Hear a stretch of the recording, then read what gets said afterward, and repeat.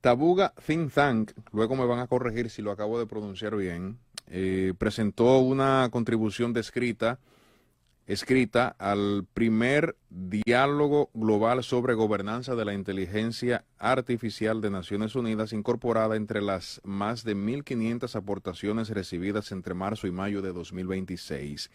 El documento sustenta sus propuestas en el análisis de 417 procesos públicos y adquisición tecnológica en República Dominicana y se publica con el resto de los insumos de cara al encuentro inaugural de Ginebra del 6 y el 7 de julio de 2026.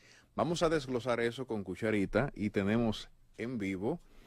Él me dijo cuando me lo encontré ahí en el pasillito, me materializaron, sí, porque uno siempre ve un holograma. Hoy está aquí en vivo, de carne y hueso, palpable, nuestro estimado amigo Arturo López Valerio. ¿Qué tal? Bien, gracias a Dios, Ángelo. Gracias por la invitación y siempre bonita la cabina. Sí, La veo ahora en HD. no es lo mismo porque de repente la señal se va, Sí, la sí. señal se pone floja. Aquí todavía estamos medio flojitos con el tema de la conectividad. Hemos mejorado, hay que decirlo, ¿verdad? Hay que tener fe que todo llega. Pero todavía, si usted se mueve mucho, la señal deja de verse. No, está bien, Literal. eso es parte del deporte. Arturo, cuéntame en detalle de esta propuesta, háblame del Tabuga y háblame también de este diálogo global sobre gobernanza de la inteligencia artificial, que la gente pueda captar qué fue lo que se hizo y por qué es importante para nosotros. Fíjate, primero el Tabuga Think Tank es... Lo pronuncié bien. Sí, sí, Bueno. está correcto.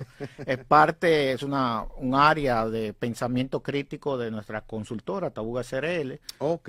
en donde nosotros lo que hacemos es asignamos lo que denominamos brain power o capacidad de pensamiento a problemáticas que impactan a la sociedad, porque no hacemos nada con lucrarnos de nuestra actividad, lo cual es lícito, Claro. pero al mismo tiempo hay que devolver a la sociedad Responsabilidad social. y en el diálogo hemos encontrado, y sobre todo en las evidencias para generar entonces conversaciones favorables para el desarrollo, hemos encontrado un espacio donde pues, nuestra capacidad, la acumulación de datos, la experiencia de tantos años, contribuye equitativamente a otras iniciativas en la región. Estamos trabajando, por ejemplo, con el Centro Nacional de Inteligencia Artificial de Chile, que es nuestro aliado en la República Dominicana, pero paralelamente apoyamos, por ejemplo, al Corfo en Chile, en lo que es el proceso de Startup Chile, auditando y jurando lo que son nuevas startups que ellos generalmente seleccionan cada año con fondos públicos. Al mismo tiempo hemos colaborado con la ALETI, que es la Federación Iberoamericana de Cámaras de Comercio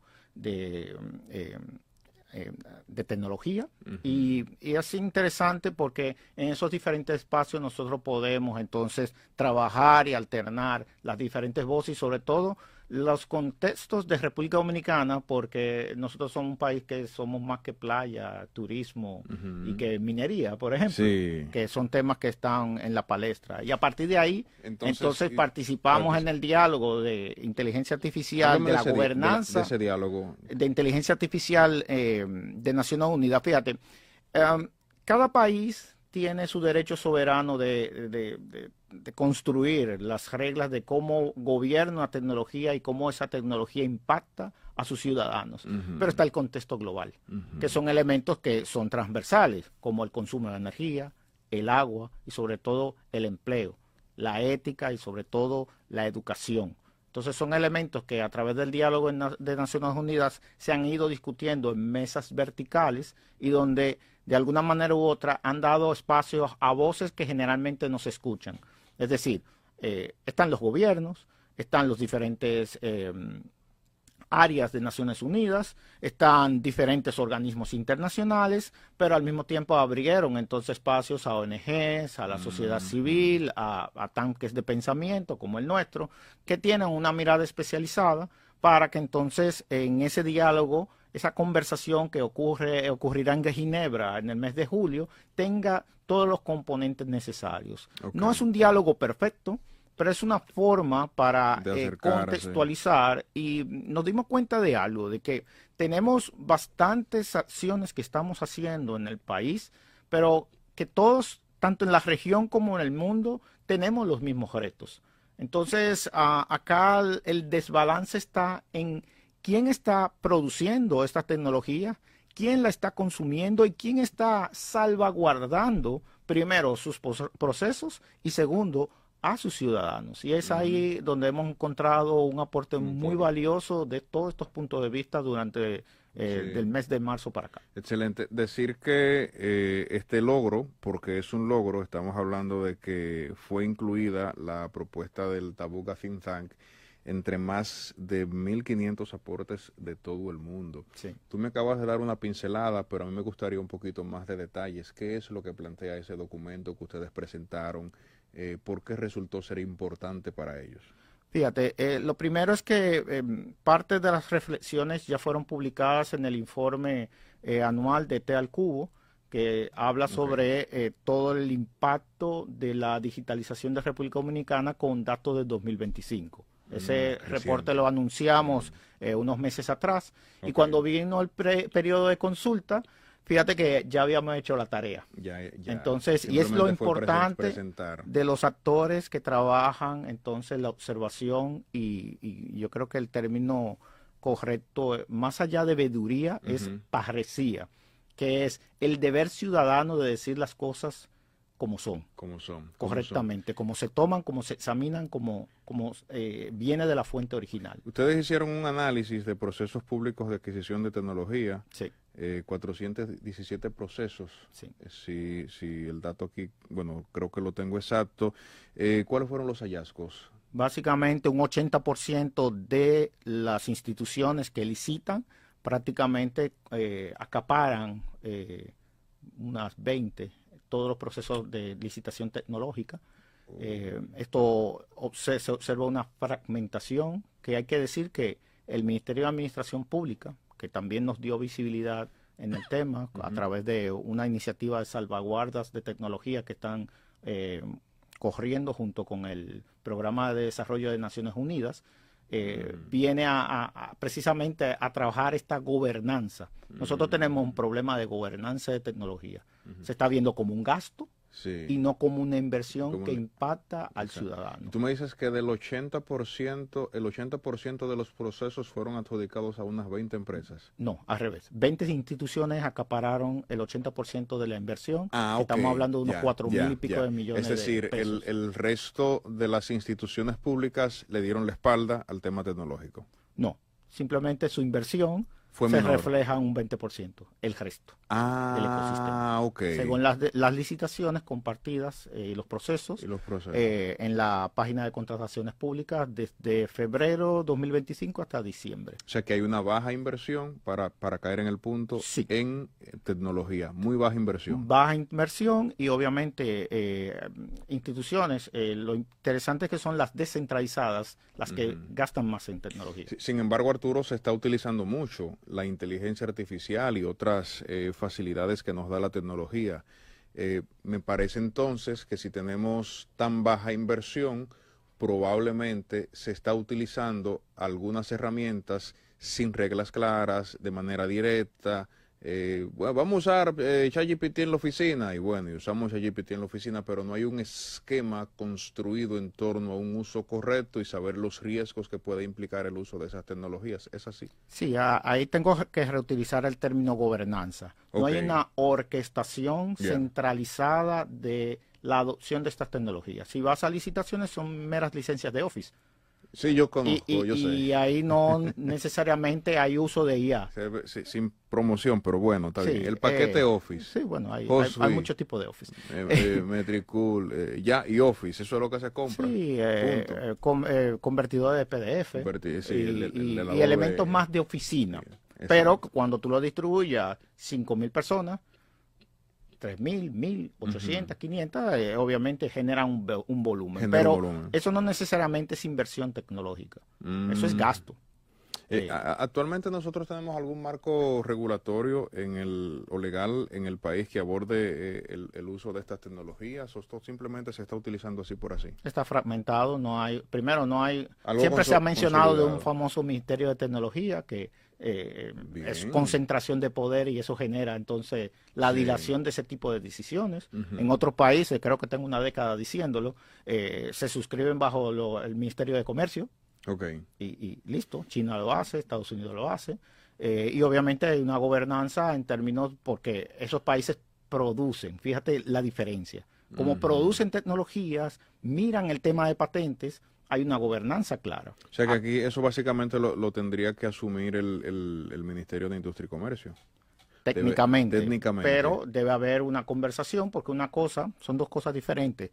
El consumo de tecnología a nivel ciudadano y las tecnologías que usa el Estado. Pero de nuevo, como nosotros tenemos una plétora de instituciones que son descentralizadas, no son gobernadas por el MAP. Entonces el plan del MAP puede ser una sugerencia, pero no necesariamente una imposición. Y es ahí donde está el reto, de nuevo, de gobernanza. Y es lo que vemos en términos de los altos consumos de este tipo de herramientas, que pueden ser de ofimática, pero si miramos las estadísticas hacia 2025 de consumo de inteligencia artificial, entonces vemos que prácticamente el país no ha consumido. Obviamente, hay otros reportes de empresas tecnológicas que indican que ha crecido el consumo en el país, pero básicamente ha sido consumo privado o las herramientas que implícitamente tienen inteligencia artificial.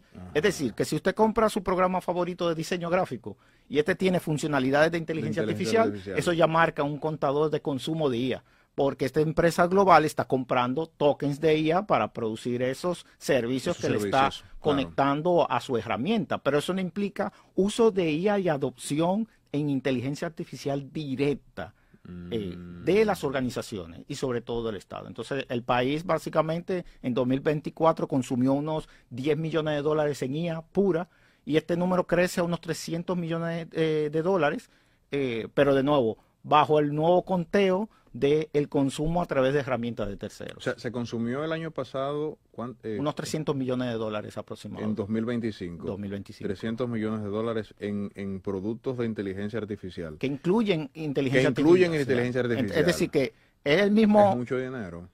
No, porque es la misma licencia del software de ofimática que ahora tiene un asistente de IA.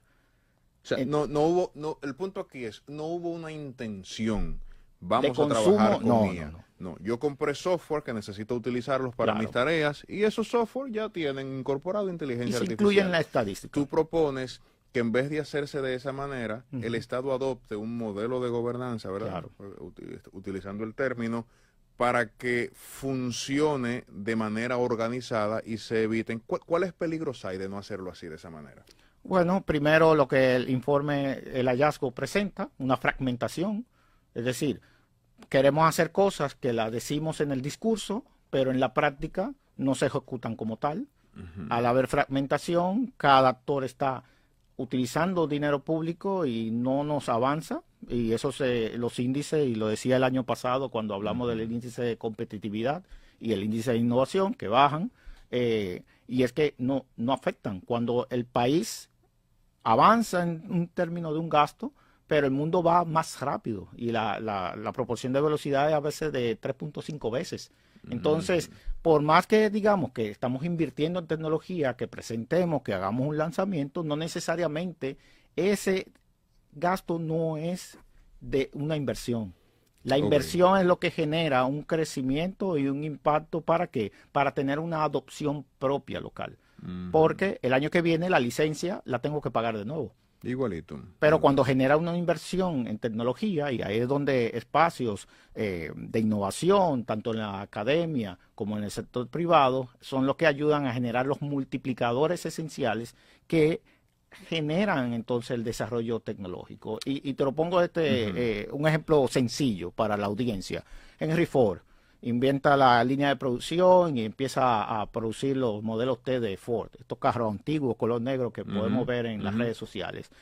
Cuando él mejoró la línea de producción, en su momento, pudo generar unas 7 veces más ingresos que cuando él empezó. Ahí inmediatamente él superó la curva de la economía de su época y eso lo convirtió en un multimillonario. Claro. Entonces, ese es el efecto de la tecnología. Y tecnología no es inteligencia artificial. Tecnología es toda. Herramientas, patentes, Claro. proceso que ayuda entonces a eficientizar ya sea una tarea o un flujo económico. Entonces, eso es importantísimo que lo entendamos porque ahora podemos abundar en términos de, estamos usando IA, pero no vamos a ver crecimiento económico si no aplicamos entonces inversiones para que localmente, sin depender de licencias, Sí. podamos entonces generar esos multiplicadores. Te quiero preguntar, el estudio que ustedes hicieron fue en esencia aquí en República Dominicana, fue Sí. del año pasado, pero el investigador siempre tiene sus ideas y percepciones.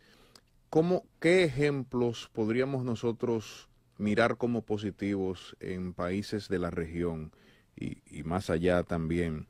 Que podríamos asumir algunas de esas prácticas para mejorar la gobernanza en tecnología y por supuesto el manejo de inteligencia artificial en República Dominicana. Fíjate, un ejemplo bueno, porque lo vemos a través de la LETI, que soy miembro y soy también asesor del Consejo Directivo actualmente. Básicamente está el caso de Costa Rica. Costa Rica. Donde históricamente ha tenido una mirada de zona franca de producción tecnológica, que tuvieron la salida de empresas importantes y que tuvieron que adaptar su plan y su mirada tecnológica. Ya no solamente ven a hacer el servicio aquí en mi territorio, zona franca 101, sino ¿qué hacemos ahora con todo este personal que estaba en la zona franca? Entonces, ¿qué hicieron? Incentivos no de emprendimiento, porque acá le llamamos emprendimiento a todo, desde un chinero hasta una empresa de alta tecnología, sino que cómo ayudamos a generar, y me gusta ese término que se utiliza en Puerto Rico, que es el empresarismo. O sea, generar empresarios. Empresas que hagan ¿qué? Contraten personal, que tengan flujo económico y que puedan exportar.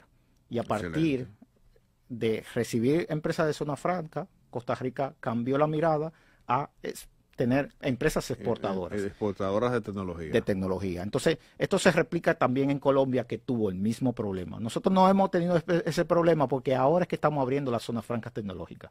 Pero cuando se nos vaya las primeras empresas, porque, de nuevo, el proceso de zona franca es un tema de concesiones, de impuestos, etcétera. Siempre va a haber un mercado más competitivo. Sí, el inversionista ubica el lugar que más le convenga y si las condiciones cambian, bueno, pues me voy. Se van. Entonces, la pregunta que nosotros estamos haciendo es, ¿qué vamos a hacer con todo ese talento si tenemos que buscar 10,000 personas para que puedan trabajar en la industria de microprocesadores, por ejemplo? ¿Cuál es el plan, el fallback, como dicen en informática? ¿Qué plan tenemos cuando suceda? Y eso puede suceder en 5 años, está bien, o 10 años, pero ¿cuál es el plan? Y ese es el reto que hemos visto en el espejo en la región. Nosotros nos estamos adentrando a un mundo donde no tenemos experiencia aún, que tenemos input, tenemos potencia y que tenemos un espacio geográfico bendecido. Estamos en el ombligo del continente y eso sirve para muchas dinámicas, pero también tenemos que entender que esas dinámicas son hiper rápidas y la forma de hacer política localmente es muy lenta comparado al ritmo de aceleración global. Entonces a veces nos sentimos dominicanos que como que nos están arrastrando y es una fuerza que no podemos describir y es que el mundo sigue girando. Nos están llevando. Claro. Yo conversaba con alguien, de hecho aquí mismo en el programa hace unos días atrás, y él hablaba de cómo República Dominicana ha perdido su soberanía digital. Aquí no voy a citar un porcentaje porque no lo tengo, pero sí sé como consumidor que casi todo lo que se utiliza y se paga en la web no es dominicano. Claro. Aquí tenemos, por ejemplo, las plataformas de transporte. Es un capital de fuera, vino, se instaló. Entonces él decía, hemos perdido nuestra soberanía del transporte. Se ha perdido la soberanía también con el tema de las interacciones sociales. Metes un gigante universal. Usted no puede pelear con eso, pero tampoco hay ninguna iniciativa como que te pueda competir. Las empresas parcialmente todavía están algo limitadas en lo que tiene que ver con la venta digital. Se sigue prefiriendo de parte del consumidor comprar afuera y en plataformas que son de afuera. O sea, como que no hay un ecosistema. Yo sé que somos un país pequeño que absorbe mucho lo que sucede en los países grandes. Eso también es complicado de combatir. Pero ¿cómo podríamos nosotros como país empezar a trabajar, y esto tiene mucho que ver con lo que hemos estado conversando, para que recuperemos algo por lo menos lo permitido de la soberanía digital que se ha ido perdiendo con el paso del tiempo y que no nos lleven como una veleta, que es lo que uno siente, ¿verdad? Fíjate, yo creo que ahí invitaría a la audiencia, yo no sé si tú tienes una copia, si no te debo una. Hace 2 años más o menos escribí un libro de economía digital, se llama Economía Digital, motor de cambio para la República Dominicana. Te debo una. O lo compro, pueden no buscarlo importa, en Amazon, bueno, está bien, disponible, está o en la bien. página economiadigital.do. El volumen de la economía digital en República Dominicana, que ahora el término se está usando más, pero hace 3, 4, 5 años, o prepandemia o pospandemia, era extraño hablar de esto. Y cuando presidimos la Cámara Dominicana de Tecnologías de la Información de República Dominicana, entre 2020 y 2022, eso era algo extrañísimo. Y nos miraban así, ¿qué tú estás hablando, Arturo? Pero ahora es esencial. Y estamos hablando de economía digital. Y eso es bueno. Pero, de nuevo, ese volumen contrastado al año 2023, más o menos, residía en el 10% del PIB de República Dominicana. Eso es telecomunicaciones y todo el consumo de economía digital. Y eso es casi igual que turismo. En su momento. Turismo ahora anda como por un 11. Entonces, ese es el impacto. Pero de nuevo, como no hay una gobernanza centralizada, ese número no se ve, pero está ahí. Es invisible para la política pública, pero es real para el ciudadano. Entonces, y de hecho, me refiero a observaciones de Tajía Vargas, que es una antropóloga reconocida en el país, donde ha visto ese impacto de tecnología en los barrios como un mecanismo de desarrollo.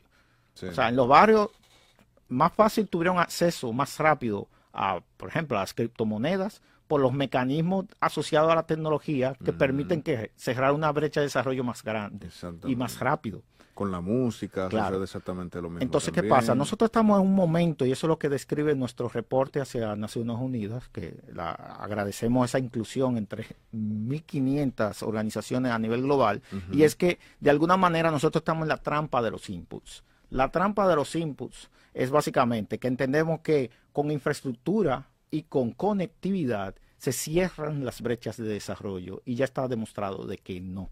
Ahora tenemos que abordar ¿qué? La economía digital. Y tú hablas de algo que nosotros hemos permitido que se nos quite. Sí. Y es que nunca lo reclamamos. No, eso entró, llegó. Eso llegó. No hubo una política pública clara. La política pública, en defensa de aquellos amigos que han trabajado durante décadas en ese proceso de la conectividad, estuvo bien. Pero de nuevo, ¿cuál es el plan siguiente? Y nos quedamos cortos. Y el mundo aceleró porque nadie estaba esperando en los flujos dominicanos, que son lentos, la pandemia. La pandemia nos acelera y aceleró al mundo de una forma tal, y hay que tener contexto. Antes duraban 5 años, un lustro, una década en desarrollar una vacuna. El mundo generó una vacuna en un año. En un año.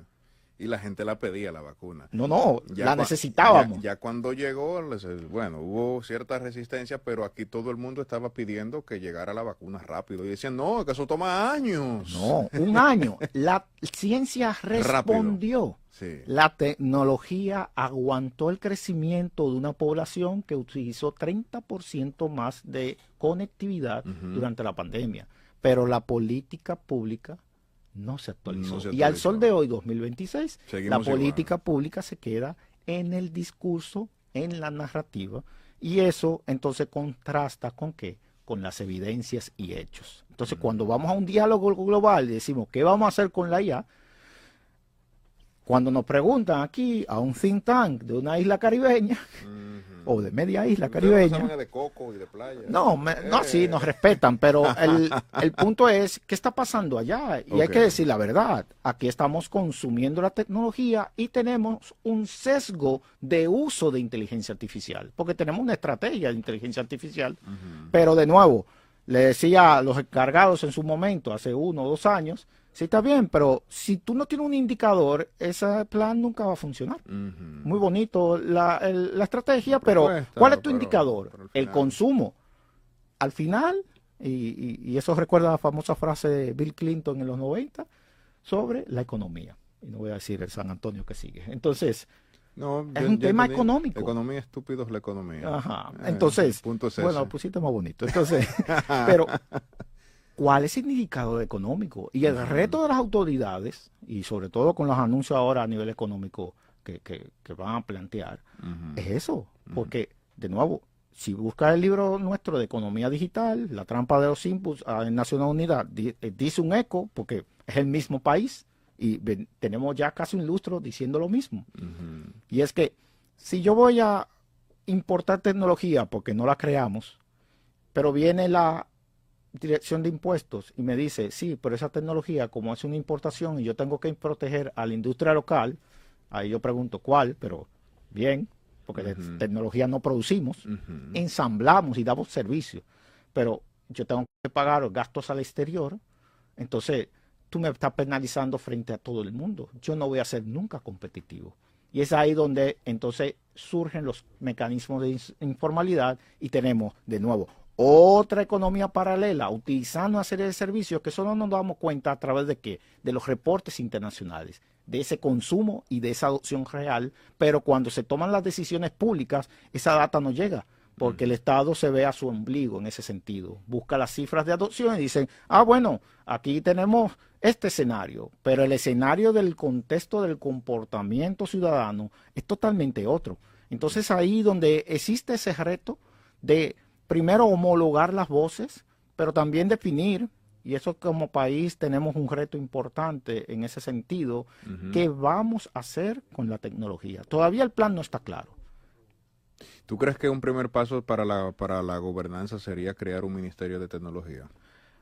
Mira, basado en una ley, ¿verdad? Yo creo que al primero debería organizarse el Estado en términos de su consumo antes de traer un ministerio. Porque, ¿qué pasa? La tecnología siempre ha funcionado de manera orgánica en términos de adopción. Aquí no nos planificamos para usar WhatsApp. Llegó WhatsApp. ¿Quiénes ofrecieron WhatsApp? La Telefónica.